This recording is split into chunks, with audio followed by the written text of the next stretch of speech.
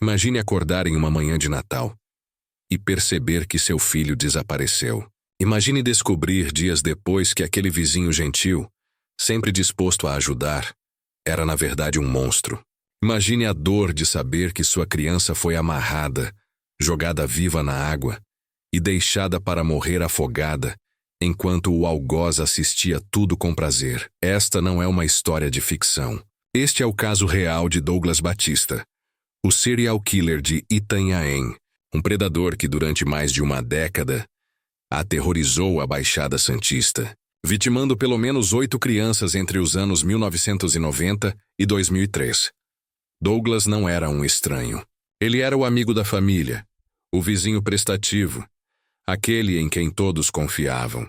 Ele almoçava na casa das vítimas, brincava com as crianças, conquistava a confiança dos pais, e quando ninguém imaginava, ele levava essas crianças para um destino cruel e aterrorizante.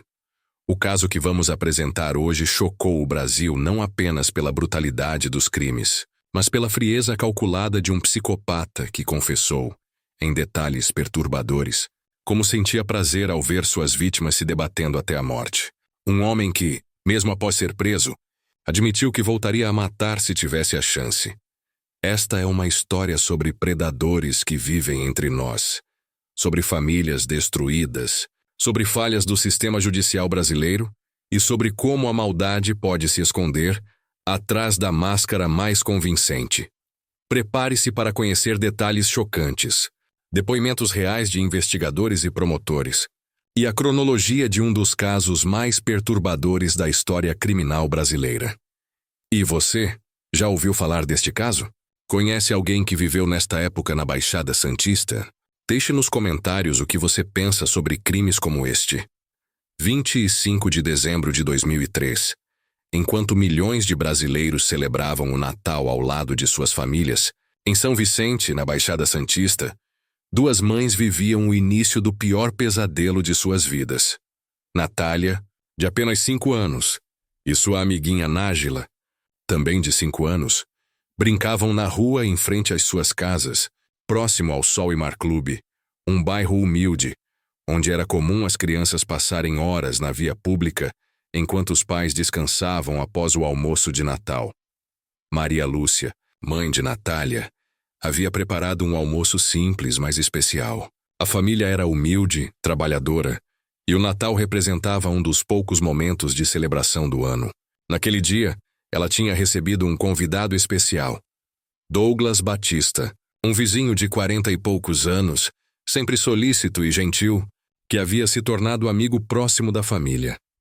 Douglas era motorista, ex-militar, um homem de aparência comum que jamais despertaria suspeitas. Ele tinha uma vida profissional aparentemente estável, possuía um veículo próprio e era conhecido na vizinhança como alguém prestativo, sempre disposto a ajudar quem precisasse.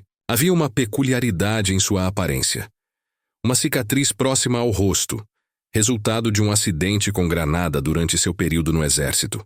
Mas nada nele indicava o monstro que habitava por trás daquela máscara social perfeitamente construída. Naquela tarde ensolarada de Natal, enquanto as crianças brincavam despreocupadas com seus poucos brinquedos, na rua de terra batida, Douglas se despediu da família de Maria Lúcia e saiu. As mães, cansadas após os preparativos da festa, não notaram o momento exato em que Natália e Nájila desapareceram. O bairro era tranquilo apesar da pobreza. As casas simples, muitas de madeira e alvenaria sem reboco, se espalhavam por ruas sem asfalto. O calor típico do litoral paulista em dezembro fazia as crianças buscarem sombra embaixo das árvores escassas da região. Era um ambiente onde todos se conheciam, onde as portas ficavam abertas e as crianças circulavam livremente entre as casas dos vizinhos. Quando o sol começou a se pôr e as meninas não voltaram para casa, o coração das mães começou a apertar. Maria Lúcia saiu à procura, batendo de porta em porta, perguntando se alguém tinha visto as meninas. A mãe de Nájila se juntou à busca. As horas passavam e a escuridão da noite tornava tudo mais angustiante. Na manhã do dia 26 de dezembro, a polícia foi acionada. O delegado responsável pelo caso, experiente em investigações na Baixada Santista, começou a ouvir os primeiros relatos. Maria Lúcia estava desesperada, mas ainda havia esperança. Talvez as meninas tivessem se perdido. Talvez estivessem na casa de algum parente distante. As mães visitavam constantemente a delegacia. O delegado fazia questão de recebê-las pessoalmente, anotando cada detalhe da rotina das crianças, dos hábitos da família, de qualquer informação que pudesse ajudar na localização das meninas. Era comum aquelas crianças brincarem na via pública e ficarem distantes do lado de seus entes queridos, relatou o delegado anos depois. Faziam parte de uma família humilde, com seus hábitos e costumes próprios. Precisávamos entender completamente o cotidiano delas para poder trabalhar com as hipóteses corretas. Os dias se arrastavam. 26, 27, 28 de dezembro. A cada dia que passava sem notícias, a esperança diminuía e o desespero aumentava. As hipóteses iniciais de que as crianças teriam se perdido ou fugido começavam a dar lugar a uma realidade muito mais sombria. Tratava-se de um sequestro. Maria Lúcia, em um momento de profunda angústia, fez um pedido ao delegado que ele jamais esqueceria. Elas me pediram um presente. Disseram que tiveram uma situação desconfortável no Natal e pediram que, antes do final do ano, eu pudesse presenteá-las com a localização das crianças, para que pudessem passar o Réveillon, a virada de ano, com as meninas. O delegado prometeu fazer tudo ao seu alcance. A equipe trabalhava incansavelmente, seguindo cada pista, conversando com moradores, tentando reconstruir os últimos momentos em que as meninas foram vistas. 29 de dezembro. 4 dias haviam se passado desde o desaparecimento. A temperatura em São Vicente estava sufocante, típica do verão paulista, quando chegou a notícia que ninguém queria ouvir. Corpos de 2 crianças haviam sido encontrados no rio Itanhaém, cidade vizinha a São Vicente, a aproximadamente 15 quilômetros de distância. Os corpos estavam em avançado estado de decomposição, flutuando nas águas escuras do rio, que corta a cidade litorânea. A cena era devastadora. As 2 meninas estavam com as pernas amarradas juntas e os braços amarrados para trás. Cordas grossas impediam qualquer movimento. A decomposição, acelerada pelo calor intenso e pela água, tornava o reconhecimento visual difícil, mas as roupas e características físicas não deixavam dúvidas. Eram Natália e Nájila. O delegado teve que fazer a ligação mais difícil de sua carreira. Informar às mães que suas filhas haviam sido encontradas, mas não da forma como elas esperavam. O choro do outro lado da linha ecoou pelos corredores da delegacia. As perícias foram iniciadas imediatamente. O Instituto Médico Legal de Santos recebeu os corpos para os exames necroscópicos. Os peritos enfrentaram dificuldades devido ao estado de decomposição, mas os primeiros indícios já apontavam para algo ainda mais terrível. Uma das meninas, Natalia, apresentava sinais evidentes de violência sexual. A área genital mostrava traumatismos compatíveis com abuso. Quanto a Nájila, a decomposição avançada não permitiu conclusões definitivas sobre violência sexual, mas o posicionamento do corpo e as amarras indicavam que ela havia sofrido o mesmo destino. A causa da morte foi estabelecida após análises minuciosas. Asfixia por afogamento. As meninas haviam sido jogadas vivas no rio, amarradas de forma que não conseguissem se mover, e morreram se debatendo na água, incapazes de nadar ou pedir ajuda. Exames laboratoriais complementares trouxeram uma prova irrefutável. Foi detectada a presença de esperma na cavidade vaginal de Natália. O crime não era apenas um homicídio duplo, era estupro de vulnerável seguido de morte, com requintes de crueldade que chocaram até os investigadores mais experientes. O Natal de 2003, que deveria ser de alegria, havia se transformado em uma tragédia que marcaria para sempre aquelas famílias e toda a comunidade de São Vicente. Mas a pergunta que atormentava a todos era: quem seria capaz de cometer uma atrocidade dessas? E por quê?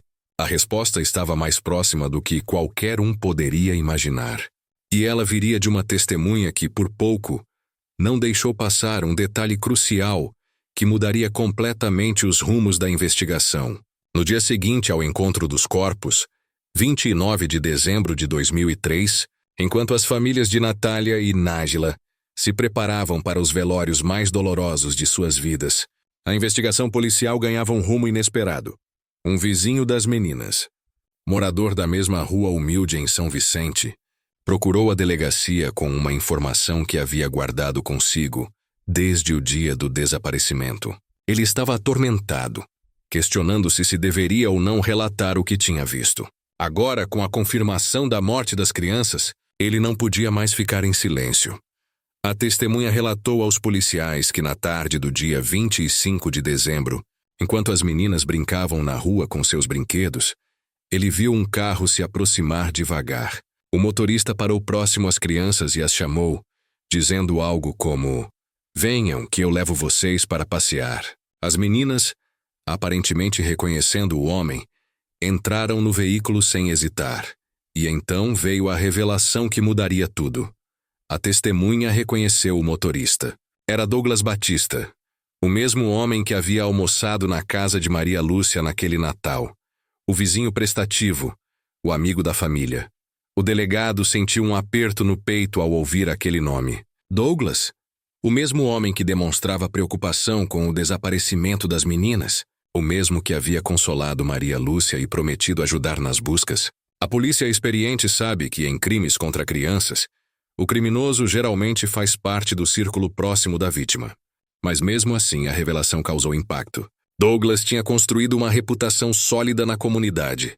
Era impossível, à primeira vista, associar aquele homem educado e solícito a um crime tão hediondo. A investigação sobre a vida de Douglas Batista começou imediatamente. Quem era, afinal, aquele homem que todos consideravam confiável? Douglas nascera e crescera na região da Baixada Santista.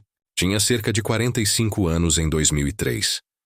Havia servido ao Exército Brasileiro, onde sofreu o acidente com granada que lhe deixou sequelas e uma cicatriz visível no rosto. Após deixar o serviço militar, trabalhou como motorista, profissão que exercia há anos. Ele vivia em uma casa simples, similar às demais do bairro. Tinha um veículo próprio, o que já era um diferencial em uma comunidade onde poucos possuíam automóvel. Isso fazia dele uma pessoa ainda mais requisitada. Sempre que alguém precisava de uma carona, de levar algo para algum lugar, Douglas se oferecia. Mas havia algo que chamava especialmente a atenção dos investigadores. Douglas tinha uma atração peculiar por famílias com crianças. Ele sempre buscava aproximação com essas famílias, oferecendo ajuda, levando pequenos presentes, ganhando a confiança dos pais e, especialmente, das crianças. Ele sempre buscou uma atração junto às famílias, relatou o delegado. Se aproximava sempre com a finalidade última de ser movido por esse sentimento, a vontade de estar perto das crianças. E realmente procurava famílias que tinham crianças. O relacionamento de Douglas com a família de Maria Lúcia era especialmente próximo. Ele a visitava com frequência, conversava longamente, oferecia ajuda para pequenos reparos na casa, levava guloseimas para Natália. Maria Lúcia, mãe solteira lutando para criar a filha sozinha, via em Douglas um amigo verdadeiro, alguém em quem podia confiar. Naquele fatídico Natal de 2003, Douglas passou o dia inteiro na casa de Maria Lúcia. Almoçou com a família, brincou com Natália, conversou amenidades. Ninguém poderia imaginar que, poucas horas depois, aquele mesmo homem cometeria um ato monstruoso. Quanto a Nájila, ela estava no lugar errado, na hora errada. A menina era amiga inseparável de Natália, e naquela tarde, brincava junto com ela quando Douglas se aproximou. Ele não podia levar apenas Natália sem que Nájila contasse aos adultos. Então levou as duas com a testemunha identificando Douglas e com as evidências começando a se acumular. O delegado conversou com o promotor de justiça e com o juiz da comarca.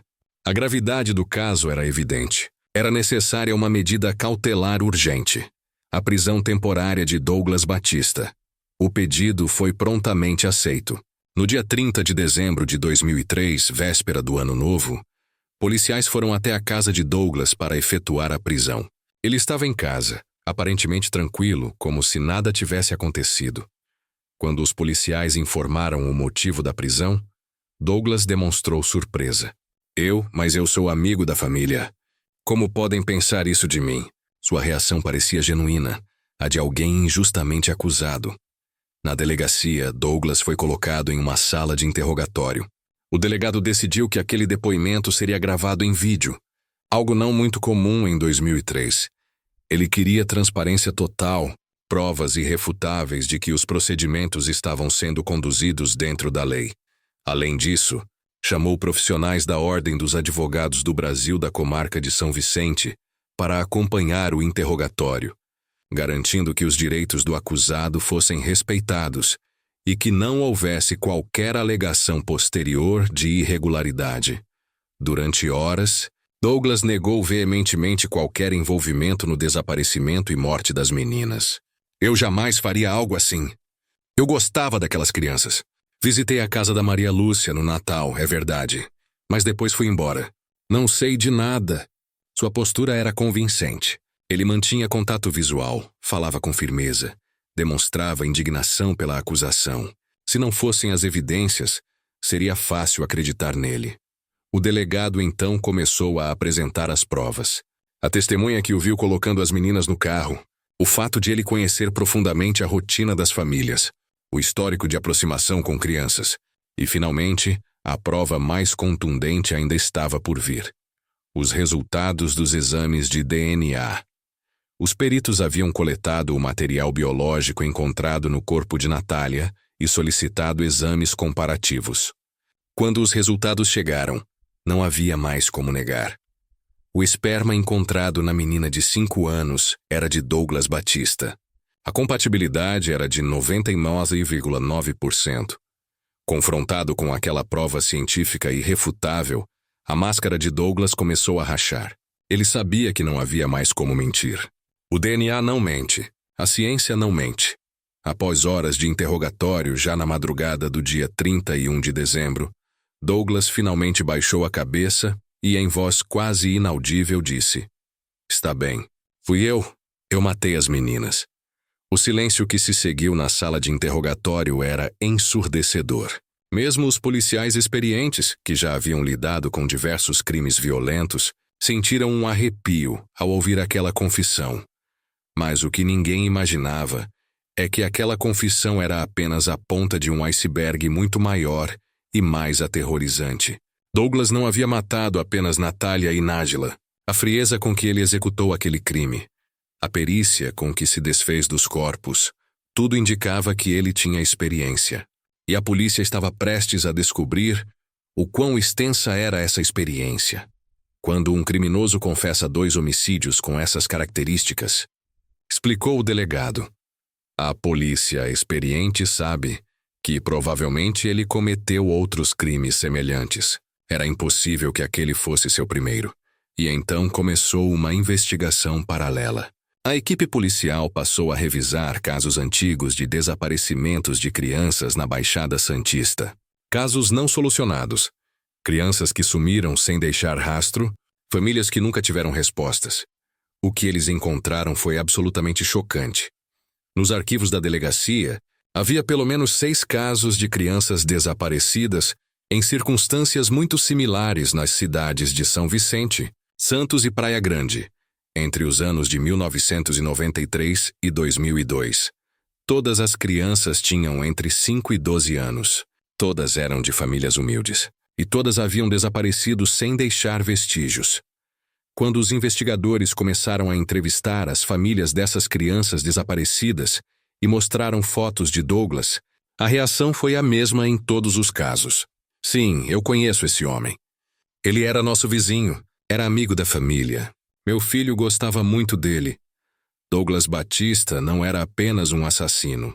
Ele era um predador serial, um psicopata que havia aperfeiçoado sua técnica ao longo de mais de uma década, deixando um rastro de dor e destruição por toda a Baixada Santista. A pergunta agora não era mais se Douglas tinha matado outras crianças. A pergunta era quantas? E você, o que está pensando sobre este caso até agora? Consegue imaginar a dor dessas famílias ao descobrirem que confiaram no próprio algoz de seus filhos? Deixe sua opinião nos comentários. Queremos saber o que você pensa. Janeiro de 2004. Enquanto o Brasil celebrava o início de um novo ano com esperança e alegria, na delegacia de São Vicente, uma investigação sem precedentes estava em andamento. Douglas Batista, agora preso preventivamente, estava prestes a revelar segredos que haviam sido enterrados por mais de uma década. Após a confissão inicial sobre o assassinato de Natália e Nájila, o delegado sabia que precisava ir mais fundo. A experiência policial e o perfil do criminoso indicavam claramente: havia mais vítimas. Mas quantas? E onde estavam os corpos? Durante dias, Douglas foi interrogado sobre os casos antigos de desaparecimento. Inicialmente, ele tentou negar qualquer envolvimento com outros crimes. Só matei aquelas 2 meninas. Foi um momento de loucura. Nunca fiz isso antes, insistia. Mas a pressão aumentava. Mães de crianças desaparecidas começaram a aparecer na delegacia. Ao verem a foto de Douglas nos noticiários, elas finalmente conectaram os pontos que por anos permaneceram soltos em suas mentes atormentadas. Uma dessas mães era Conceição, cujas 2 filhas, Jéssica e Juliana, haviam desaparecido em momentos diferentes, com um intervalo de aproximadamente 1 ano entre os desaparecimentos. Ambas nunca foram encontradas. Ambas conheciam Douglas. Ambas confiavam nele. Aquela mãe pobre perdeu 2 filhas no interior de 1 ano. Relatou o delegado com a voz embargada. As 2 desapareceram. E ela não sabia o que tinha acontecido com elas até a confissão do Douglas. Imagine a dor dessa mulher. Outra mãe, Sandra, relatou que seus 2 filhos, os primos Leandro, de 6 anos, e Sabrina, de 5 anos, haviam desaparecido juntos em 1998, quando voltavam da escola em São Vicente. As crianças simplesmente sumiram no caminho. Nenhum rastro, nenhuma pista. E Douglas era vizinho da família. E então veio a revelação mais chocante de todas. A primeira vítima de Douglas, aquela que inaugurou sua carreira como serial killer, era alguém ainda mais próxima. Sua própria enteada, Vanessa, de 12 anos. Vanessa desapareceu em 1993. Na época, Douglas vivia maritalmente com a mãe da menina. Quando a criança sumiu, Douglas foi o primeiro a se mostrar preocupado, o primeiro a sair para procurar, o primeiro a consolar a esposa desesperada. Ele participou ativamente das buscas, conversou com policiais, distribuiu panfletos. Sua atuação foi tão convincente que jamais foi considerado suspeito. A mãe de Vanessa viveu durante 10 anos sem saber o que havia acontecido com sua filha. Quando Douglas finalmente confessou, ela entrou em colapso. Morava com o inimigo. Ela disse em entrevista à imprensa, ainda em choque: "Dormi ao lado do assassino da minha filha durante anos. Como eu não percebi? Como?" Confrontado com os depoimentos das famílias e com a pressão crescente da investigação, Douglas finalmente decidiu confessar. Mas havia uma condição. Ele queria que sua confissão fosse registrada adequadamente, com advogados presentes, para garantir que não seria torturado ou coagido. O delegado concordou. Além dos advogados da OAB, ele convidou 2 jornalistas que haviam acompanhado o caso desde o início para testemunharem todo o processo. Tudo seria filmado, documentado, transparente. E então, na primeira semana de janeiro de 2004, Douglas Batista confessou ter assassinado 8 crianças ao longo de mais de 10 anos. As vítimas eram Vanessa, 12 anos, sua enteada morta em 1993.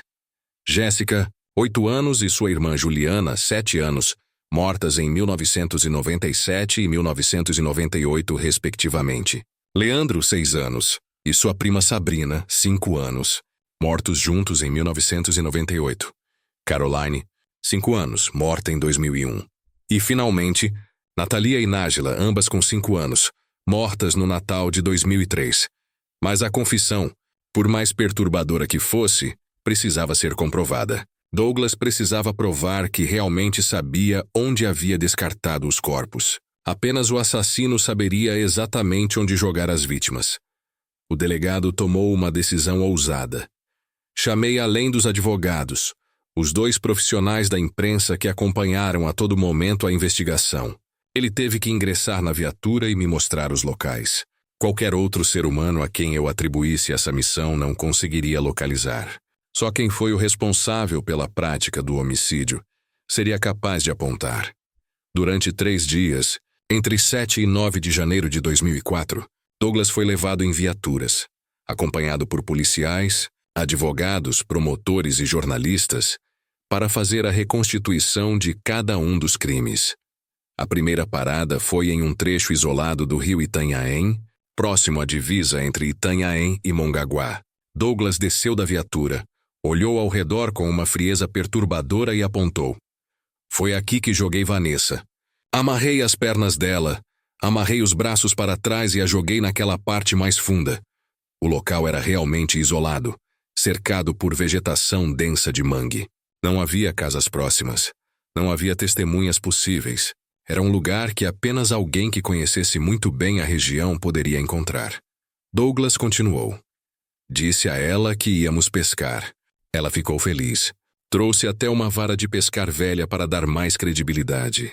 Quando chegamos aqui, eu disse que precisava preparar as iscas. Foi quando a peguei por trás. A descrição fria e detalhada fazia o estômago de todos os presentes embrulhar. Mas era necessário ouvir. Era necessário documentar. Eles seguiram para o próximo local, às margens do Rio Branco, em São Vicente. Aqui foi onde trouxe Jéssica.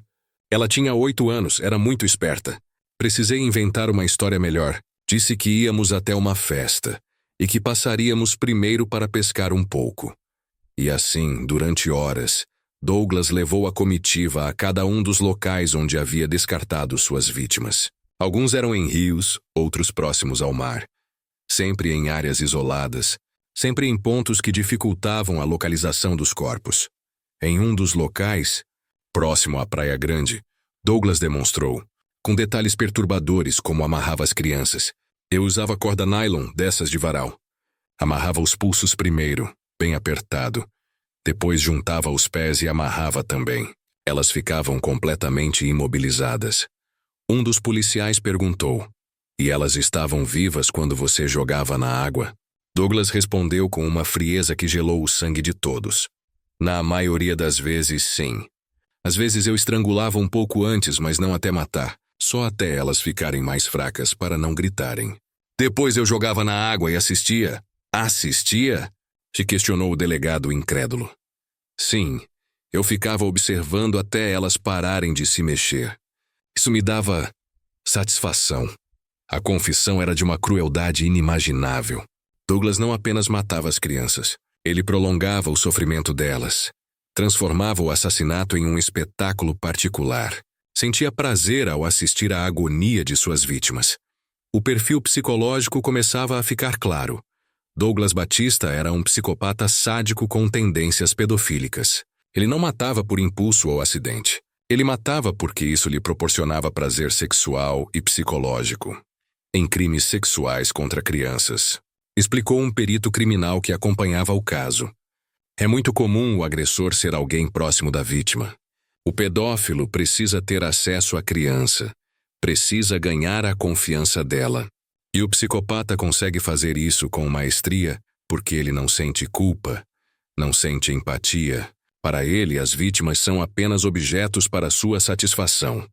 Douglas se encaixava perfeitamente nesse perfil. Ele era inteligente, manipulador. Tinha uma máscara social extremamente eficiente. Durante anos, ele circulou livremente pela Baixada Santista, escolhendo suas vítimas, planejando seus crimes, executando-os com frieza calculada. Seu modus operandi era sempre similar: aproximar-se de famílias humildes, ganhar a confiança dos pais e das crianças, oferecer passeios sob o pretexto de pescaria, levar as vítimas para locais isolados próximos à água, cometer o abuso sexual, amarrar as crianças e descartá-las vivas em rios ou no mar. A escolha pelo afogamento não era aleatória. A asfixia, seja por estrangulamento ou afogamento, é muito comum em assassinos sexuais sádicos, explicou um psicólogo forense. O controle sobre a vida e a morte da vítima, o poder de decidir quando ela vai morrer, isso proporciona ao psicopata uma sensação de onipotência. Eles se sentem como Deus. E Douglas confirmou isso em seu depoimento. Quando eu segurava aquelas crianças, Quando decidia se elas iam morrer rápido ou devagar, eu sentia que tinha todo o poder. Era como se eu fosse mais forte que tudo. Durante a reconstituição, Douglas também revelou detalhes sobre como escolhia suas vítimas. Eu procurava famílias pobres, desorganizadas, famílias onde as mães estavam sobrecarregadas, onde as crianças ficavam muito tempo sozinhas. Essas famílias confiavam mais fácil em quem oferecia ajuda. Era uma estratégia calculada de um predador que entendia perfeitamente as vulnerabilidades sociais de suas vítimas. Quanto aos corpos que nunca foram encontrados, Douglas explicou: o tempo que eles ficaram na água, as correntes, os animais, muitos simplesmente se desfizeram. Por isso escolhi a água. Era mais fácil desaparecer com as provas. Dos 8 assassinatos confessados, apenas os corpos de Natália e Nájila foram localizados, porque Douglas cometera um erro.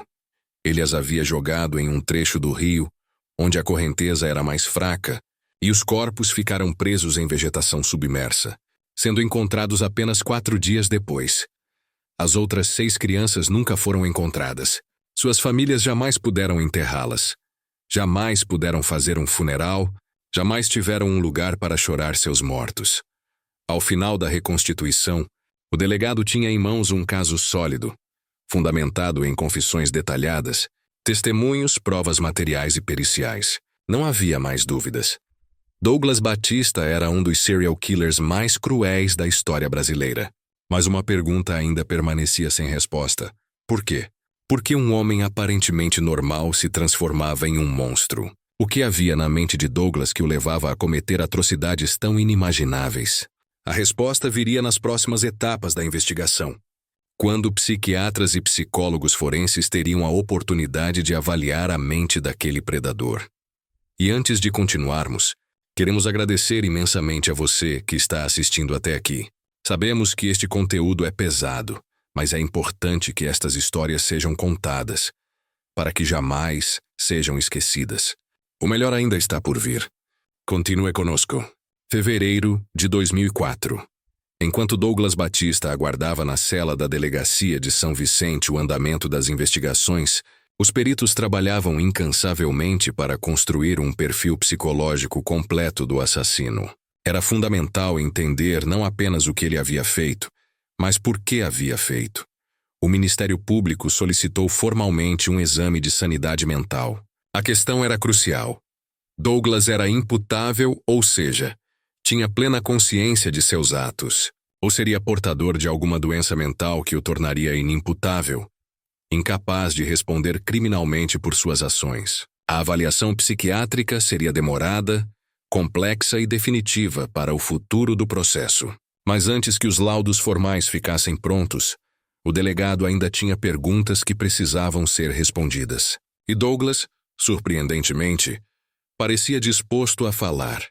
Em um dos interrogatórios realizados em fevereiro de 2004, com advogados presentes e câmeras gravando cada segundo, o delegado fez a Douglas uma pergunta direta. Por que você fez isso?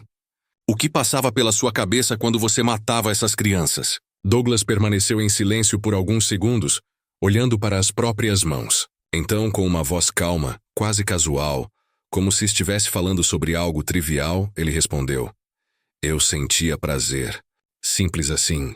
Ver aquelas crianças amarradas, se debatendo na água, lutando para respirar.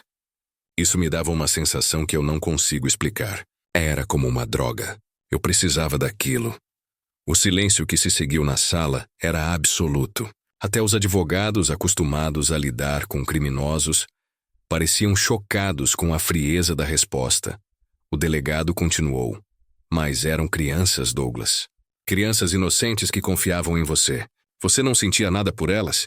Nenhuma piedade? Nenhum remorso? Douglas balançou a cabeça negativamente. Não. Quando eu estava fazendo, eu não pensava nelas como pessoas. Elas eram apenas objetos para satisfazer minha necessidade. Eu sei que isso soa terrível, mas é a verdade. Eu não sentia nada além do prazer. E depois que matava, você se arrependia? Não.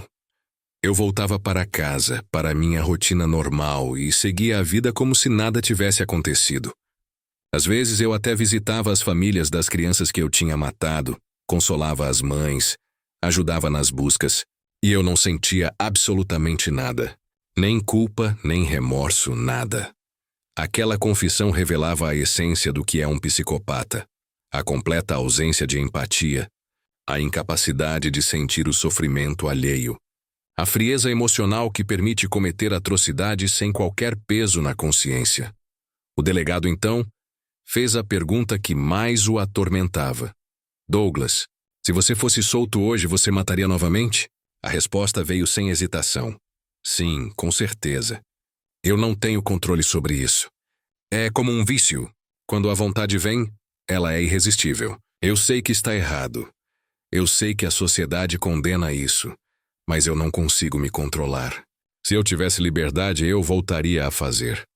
Era uma confissão aterrorizante. Douglas não apenas admitia os crimes passados, mas também declarava abertamente sua periculosidade futura. Ele era, em suas próprias palavras, um perigo constante para a sociedade. Em outro momento do interrogatório, o delegado perguntou sobre o processo, sobre como ele escolhia e executava suas vítimas. Douglas, novamente com uma frieza perturbadora, detalhou seu método. Eu escolhia famílias pobres porque elas eram mais vulneráveis. Pais que trabalhavam muito, que não tinham tempo para supervisionar as crianças o tempo todo. Eu me aproximava devagar, oferecendo pequenas ajudas, ganhando confiança. Às vezes levava meses até eu ter certeza de que eles confiavam em mim completamente. E quando você decidia agir, eu esperava a oportunidade certa. Um dia em que os pais estivessem distraídos, uma data festiva como o Natal, um momento em que eu pudesse levar a criança sem levantar suspeitas imediatas. Eu sempre usava a desculpa da pescaria porque fazia sentido eu levar varas de pesca, cordas, equipamentos, e as crianças adoravam a ideia de pescar. Era algo especial para elas. E durante o trajeto elas desconfiavam de algo? Nunca. Elas estavam felizes, animadas. Conversavam comigo, riam. Algumas até me chamavam de tio. Elas não tinham a menor ideia do que estava por vir. E quando chegavam no local, o que você fazia? Douglas detalhou então, com uma precisão cirúrgica e uma ausência total de emoção, cada etapa de seus crimes. Como amarrava as crianças usando técnicas que havia aprendido no exército. Como as imobilizava completamente para que não pudessem resistir. Como as jogava na água em pontos estratégicos onde sabia que os corpos dificilmente seriam encontrados. E então veio a parte mais perturbadora de todas. O delegado perguntou: "E você ficava assistindo?" Sim, eu ficava na margem observando. Via elas se debatendo, tentando manter a cabeça fora da água, lutando contra as cordas. Isso podia durar minutos dependendo da força da criança. E durante todo esse tempo eu sentia uma excitação crescente.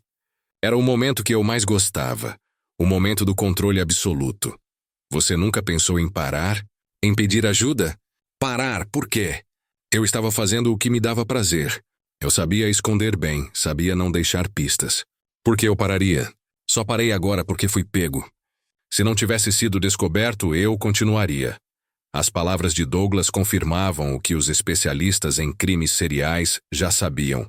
Serial killers não param por vontade própria. Eles só param quando são capturados ou quando morrem. O impulso para matar é tão forte que sobrepõe qualquer noção de moralidade ou risco. Durante os meses seguintes, Douglas foi submetido a extensas avaliações psiquiátricas e psicológicas. Diversos profissionais o entrevistaram. Aplicaram testes, analisaram seu histórico de vida, tentaram entender a origem de sua psicopatia. O laudo final, concluído em meados de 2005, após mais de um ano de avaliações, foi categórico. Douglas Batista era portador de transtorno de personalidade antissocial, popularmente conhecido como psicopatia, combinado com pedofilia, um transtorno parafílico caracterizado pela atração sexual por crianças pré-púberes. Segundo o laudo, Douglas tinha plena consciência da ilicitude de seus atos. Ele sabia que estava cometendo crimes, sabia que estava violando leis, sabia que estava causando sofrimento. Portanto, era plenamente imputável, capaz de responder criminalmente por suas ações. O fato de ele ser portador de transtornos de personalidade e sexuais não significa que ele não sabia o que estava fazendo, explicou o perito responsável pelo laudo. Psicopatia não é loucura. Psicopatas sabem exatamente o que estão fazendo. Eles simplesmente não se importam com as consequências para os outros.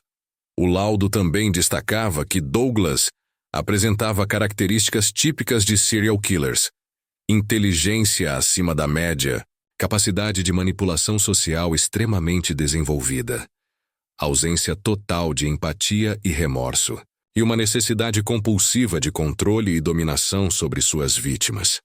Ele é o que chamamos de predador organizado, continuou o perito. Seus crimes eram planejados, executados com precisão, e ele tomava cuidado para não deixar rastros. A escolha de descartar os corpos na água não era aleatória.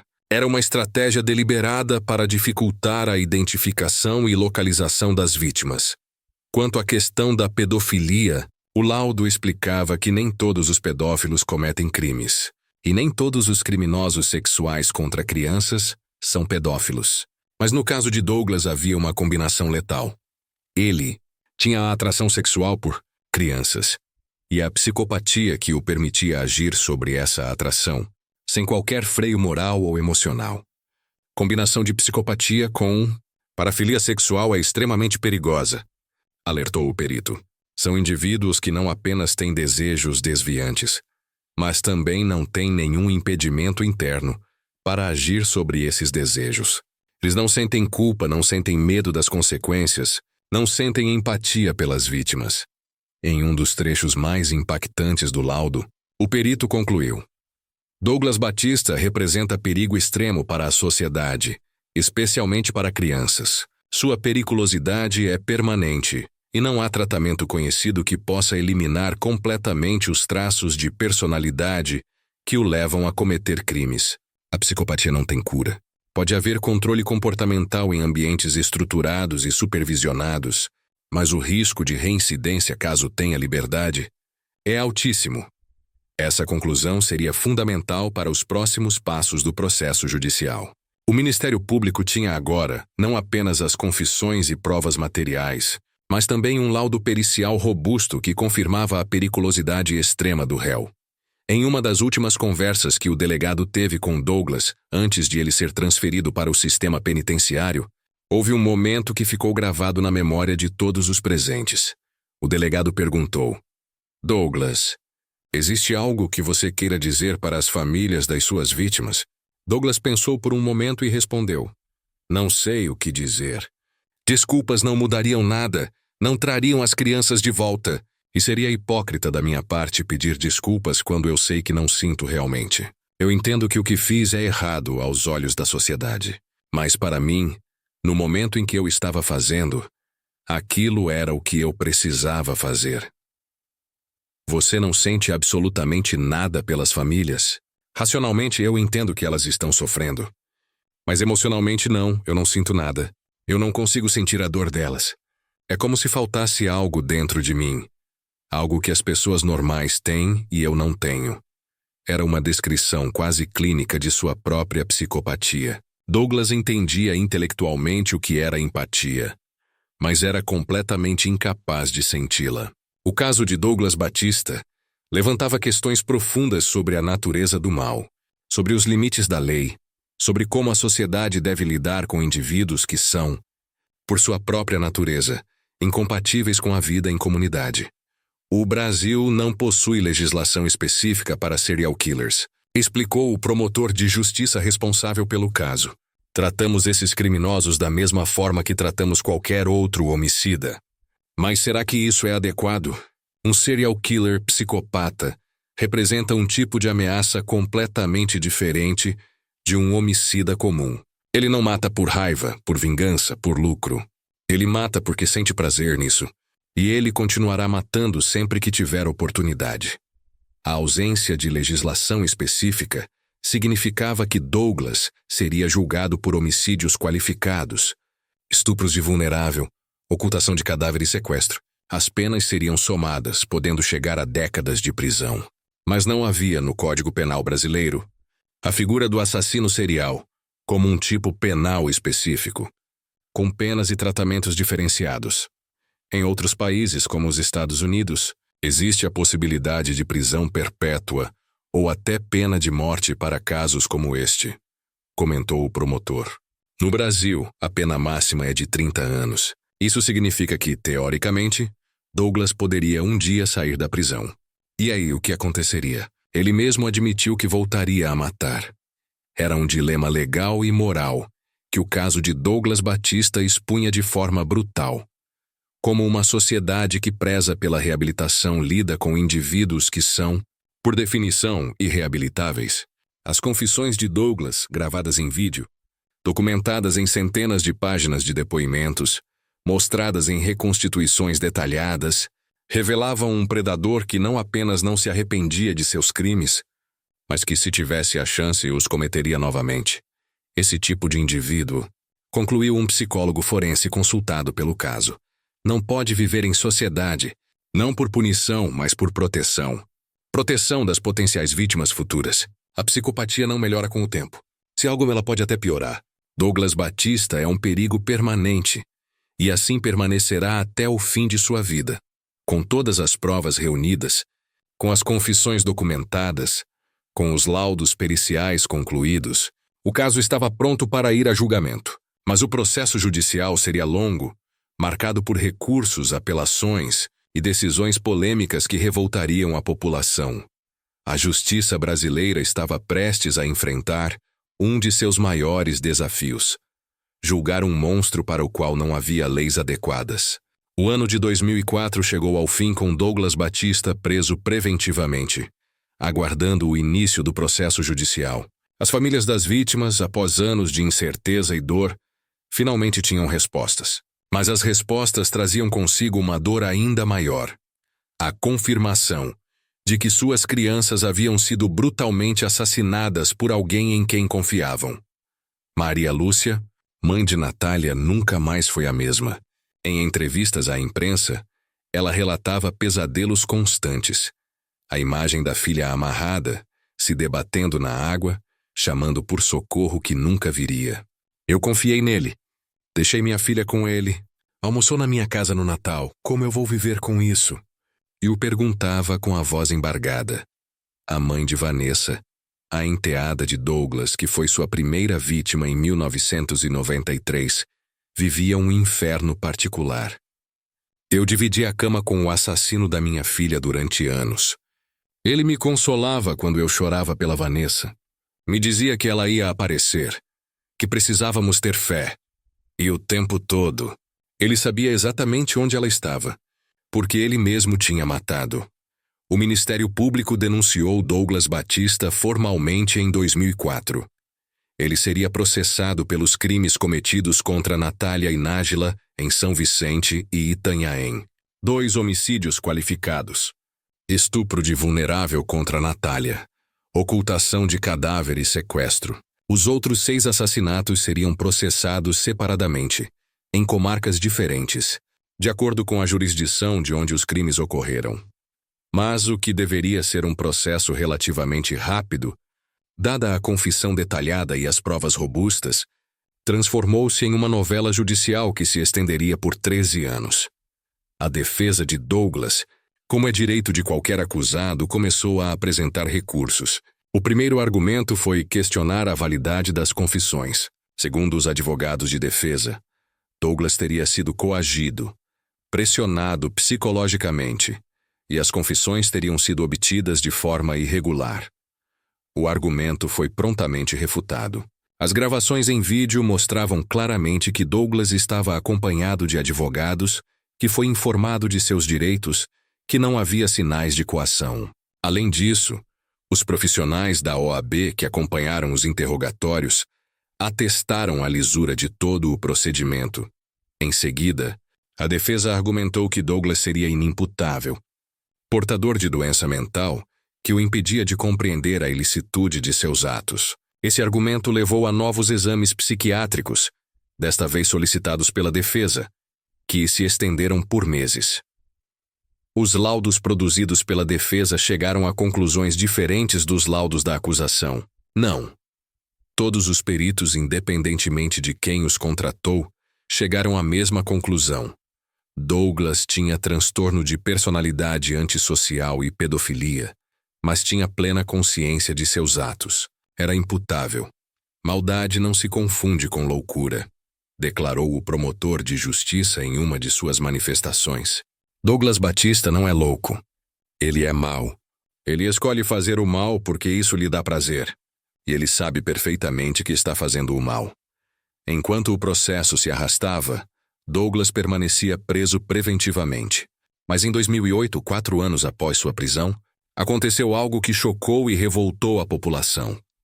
O Superior Tribunal de Justiça concedeu um habeas corpus, determinando a soltura de Douglas sob o argumento de que sua prisão preventiva havia se estendido por tempo excessivo, sem julgamento definitivo. Douglas Batista, o homem que confessou ter assassinado 8 crianças, o homem que disse que voltaria a matar se tivesse liberdade, foi solto. A notícia se espalhou rapidamente. Manifestações populares tomaram as ruas de São Vicente e Itanhaém. Famílias das vítimas foram à imprensa, desesperadas, alertando para o perigo que Douglas representava. Vocês vão esperar ele matar outra criança para prenderem ele de novo? Questionava Maria Lúcia, em lágrimas, em frente às câmeras. A polícia e o Ministério Público trabalharam freneticamente para reverter a decisão. Novos pedidos de prisão preventiva foram apresentados, desta vez fundamentados em outros processos ainda em andamento contra Douglas. Após quase 1 ano em liberdade, período em que foi monitorado intensamente pela polícia, Douglas foi preso novamente em 2009, desta vez em caráter definitivo, enquanto aguardava julgamento, mas o processo continuava lento. Recursos e mais recursos eram apresentados pela defesa, cada um deles atrasando o julgamento por meses ou anos. Mudanças na legislação processual penal, acúmulo de processos no judiciário, tudo contribuía para a demora. As famílias esperavam por justiça, esperavam por alguma forma de fechamento, esperavam que aquele homem fosse finalmente condenado e nunca mais representasse perigo para outras crianças. Finalmente, em maio de 2017, 13 anos após os crimes contra Natália e Nájila, 24 anos após o assassinato de Vanessa, Douglas Batista foi levado a julgamento pelo Tribunal do Júri em Itanhaém. O julgamento ocorreu na comarca de Itanhaém, com grande cobertura da imprensa. O fórum foi cercado por policiais, e o acesso do público foi restrito devido à grande comoção que o caso causava. O corpo de jurados foi formado exclusivamente por homens, por uma coincidência do sorteio. 7 homens que teriam a responsabilidade de decidir o destino de Douglas Batista. Durante 3 dias, o tribunal ouviu depoimentos, assistiu às gravações das confissões, analisou laudos periciais, ouviu as súplicas das famílias e os argumentos da defesa. O promotor de justiça, que havia acompanhado o caso desde 2004, apresentou sua acusação com firmeza e emoção. Senhores jurados, vocês não estão julgando um homem comum. Vocês estão julgando um predador, um monstro que durante anos destruiu famílias, matou crianças inocentes com requintes de crueldade inimagináveis. Um homem que confessou com detalhes cada um de seus crimes. Um homem que admitiu sentir prazer ao ver crianças morrerem afogadas. Um homem que disse que voltaria a matar se tivesse a chance. Este homem não pode jamais voltar a viver em sociedade. A defesa, por sua vez, tentou argumentar que Douglas era portador de transtornos mentais, que havia sofrido traumas durante sua vida, que merecia tratamento médico ao invés de punição. Mas os argumentos soavam vazios diante das evidências esmagadoras. Quando os jurados foram questionados sobre os quesitos, as respostas foram unânimes. Sim, Douglas praticou os crimes. Sim, os crimes foram cometidos com qualificadoras, mediante recurso que dificultou a defesa das vítimas, por motivo torpe e com meio cruel. Sim, Douglas merecia a pena máxima. Foi um caso muito emotivo, relatou o promotor posteriormente. Foi o caso mais repugnante que eu já peguei, até por envolver crianças. Eu, sendo pai de 2 meninas, nunca é fácil. É difícil. É difícil segurar. Ele continuou. No dia do julgamento aqui em Itanhaém, o corpo de jurados era formado na sua totalidade por homens. Não houve mulheres no corpo de jurados. E mesmo assim, não teve um que não derramou uma lágrima ao ter contato com essas provas, com essas fotos, com esses depoimentos. A sentença foi lida pelo juiz presidente do júri. Douglas Batista foi condenado a 84 anos de prisão pela morte de Natália e Nájila, pelos estupros, pela ocultação dos cadáveres, pelos sequestros. A pena incluía as qualificadoras mais graves previstas no Código Penal brasileiro. Além disso, o juiz decretou novamente a prisão preventiva de Douglas para os outros processos, que ainda estavam em andamento, referentes aos assassinatos das outras 6 crianças. Quando a sentença foi lida, Douglas permaneceu impassível, sem demonstrar qualquer emoção. As famílias presentes no tribunal choravam. Não eram lágrimas de alegria, mas de alívio misturado com dor. A condenação não traria as crianças de volta, mas ao menos garantia que Douglas não mataria novamente. Maria Lúcia, ao sair do tribunal, declarou à imprensa: 84 anos não trazem minha Natália de volta, mas pelo menos sei que ele vai morrer na prisão, que ele nunca mais vai fazer isso com outra criança. É o único consolo que tenho. A condenação de Douglas Batista reabriu um debate importante no Brasil: a necessidade de legislação específica para serial killers.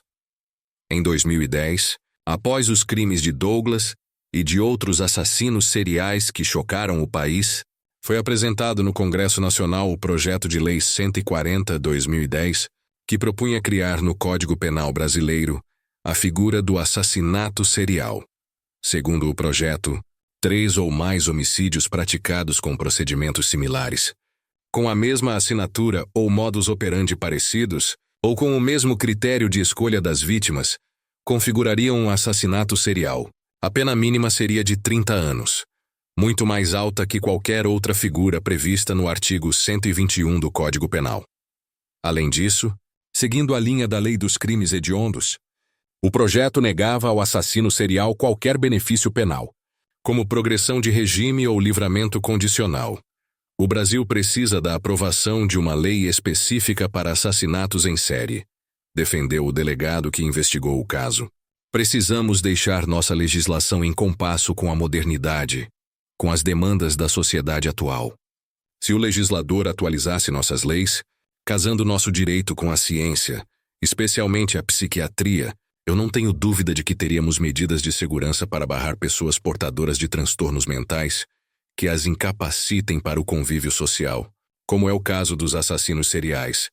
Mas o projeto foi arquivado em 2015, sem mais explicações, sem debates profundos, sem que a sociedade tivesse a oportunidade de discutir adequadamente a questão. Hoje, Douglas Batista continua preso cumprindo sua pena em regime fechado. Ele tem agora cerca de 65 anos. Mesmo com a pena de 84 anos, o limite máximo de cumprimento de pena no Brasil é de 40 anos, segundo a legislação atual. Isso significa que, teoricamente, ele poderia ser solto após cumprir 40 anos de prisão. Mas há outros processos em andamento. As condenações pelos outros assassinatos ainda não foram finalizadas, e é provável que Douglas Batista morra na prisão antes de cumprir todas as suas penas. Douglas é aquele tipo de ser que não pode viver no nosso meio social, declarou categoricamente o delegado. Ele mesmo falou que, se tivesse liberdade, ele com certeza voltaria a agir, que não tinha total controle sobre esse impulso. Isso realmente foi um momento difícil de ouvir. O caso de Douglas Batista nos obriga a refletir sobre questões profundas e desconfortáveis. Quantos predadores como ele vivem entre nós, escondidos atrás de máscaras sociais perfeitamente construídas? Quantas crianças desaparecidas ao longo dos anos foram vítimas de serial killers que nunca foram descobertos? E mais importante, como uma sociedade protege seus cidadãos, especialmente suas crianças, de indivíduos que são, por natureza, incompatíveis com a vida em comunidade? Psicopatas não têm cura, explicou um especialista em psicologia forense. O transtorno de personalidade antissocial é uma condição permanente.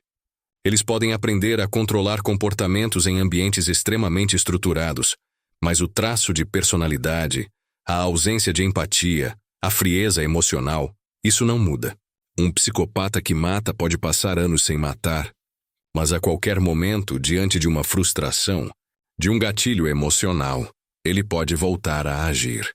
O especialista continuou. E quando um psicopata perde o controle, quando ele entra no que chamamos de frenesi, a máscara social cai completamente. Ele mostra sua verdadeira face monstruosa, e nesse momento ele se torna extremamente perigoso, matando sem controle algum sobre a impulsividade ou a agressividade. O caso de Douglas Batista também expõe a vulnerabilidade das famílias pobres, que muitas vezes não têm rede de proteção adequada para suas crianças. Todas as 8 vítimas confirmadas vinham de famílias humildes, onde os pais trabalhavam arduamente para sobreviver e não conseguiam supervisionar constantemente seus filhos. Douglas escolhia suas vítimas com base na vulnerabilidade social. Apontou um assistente social que acompanhou as famílias. Ele sabia exatamente quais famílias eram mais suscetíveis à manipulação, quais mães estavam mais desesperadas por ajuda, quais crianças ficavam mais tempo desprotegidas. Era um predador calculista que explorava as desigualdades sociais para ter acesso às suas vítimas. 20 anos após os crimes de 2003, as feridas nas famílias ainda estão abertas. Maria Lúcia nunca se casou novamente, nunca teve outros filhos. Ela vive sozinha em uma casa simples em São Vicente, com fotos de Natália espalhadas pelos cômodos. Todos os anos, no dia 25 de dezembro, ela vai até a margem do rio Itanhaém, onde o corpo da filha foi encontrado, e deixa flores. A mãe de Vanessa também nunca se recuperou completamente. Ela fundou uma pequena ONG que trabalha com prevenção de abuso infantil, tentando transformar sua dor em algo que possa proteger outras crianças. As outras famílias seguem suas vidas carregando o peso da ausência. Algumas se mudaram da Baixada Santista, tentando fugir das memórias. Outras permaneceram, mas evitam passar pelos locais que lembram seus filhos perdidos. E Douglas? Douglas continua na prisão, vivendo sua rotina de detento. Segundo relatos de agentes penitenciários, ele é um preso tranquilo, que não causa problemas, que mantém distância dos outros detentos. Ele sabe que dentro do sistema prisional, crimes contra crianças são especialmente repudiados, e criminosos como ele são alvos constantes de violência por parte de outros presos. Ele raramente recebe visitas. Sua família, envergonhada e traumatizada por suas ações, cortou contato. Ele passa seus dias lendo, assistindo televisão, vivendo uma vida monótona e sem perspectivas.